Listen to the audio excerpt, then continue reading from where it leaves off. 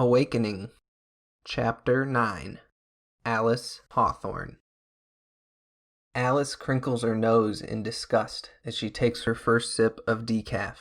During her last trip to Kroger, she stood in a rich-smelling aisle filled with overpriced K-cups, Googling, should pregnant women drink caffeine? The studies were inconclusive. Alice won't take any chances, not with this. She prefers her coffee black, but today she adds a splash of creamer and a packet of sugar before taking her second sip. Sundays are for homework and studying.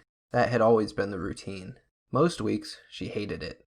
This is no typical Sunday, and she's actually looking forward to focusing on molecular genetics for a few hours. She just wants to lose herself in a problem set while sipping on bland, fake coffee, forgetting life's troubles.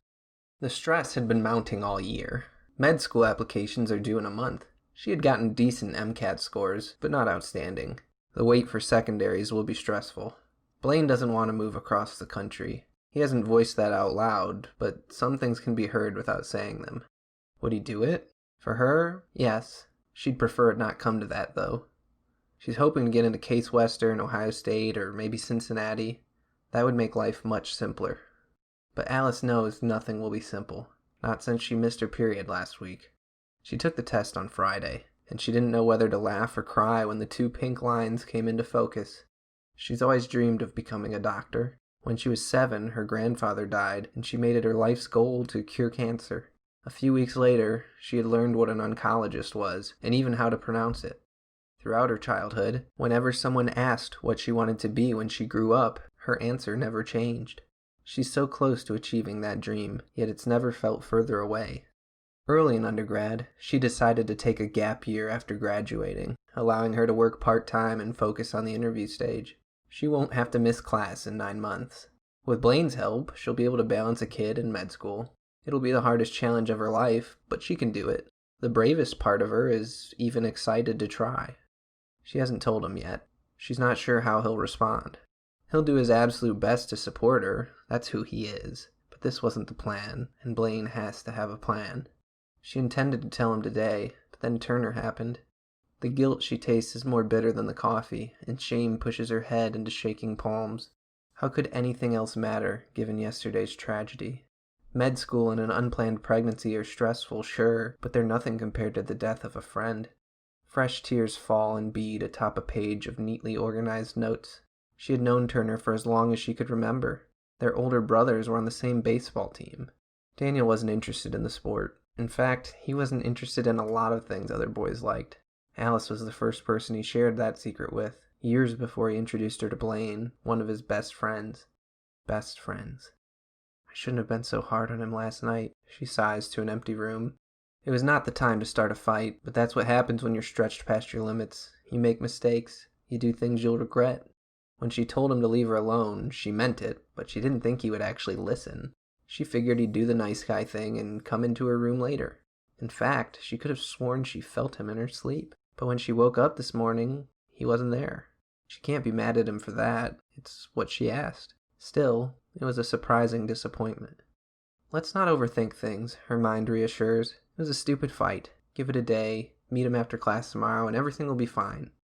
Blaine lost his friend, and he's blaming himself. Expecting him to read between the lines isn't realistic right now. He can't even see the lines. Turner's death shook him to his core. He just doesn't know how to show it. Processing that takes time. He'll figure it out in his own way.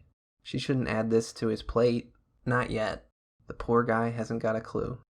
I need to give him space. He'll understand. He always understands, she convinces herself. I hope her kid is like that. Alice cradles her stomach with gentle fingertips. She imagines a little boy with greenish-gray eyes running around the apartment. The thought brings a smile to her lips and a joyful cadence to her heart. She opens her textbook, turns to the assigned section, and takes another sip of decaf. She's already getting used to the taste.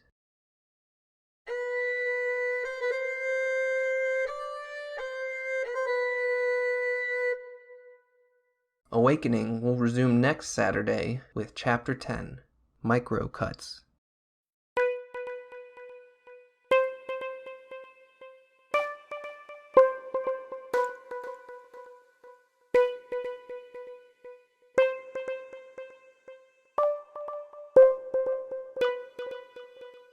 Hello everyone! Thank you so much for listening to my story, Awakening. I hope you're enjoying it. Reading my words aloud has been a new practice I've implemented into my writing process, and a friend of mine suggested that, since I'm going through the trouble of reading it aloud anyway, I might as well press record and share with anyone who wants to listen. So my plan is to continue releasing one chapter a week for the foreseeable future.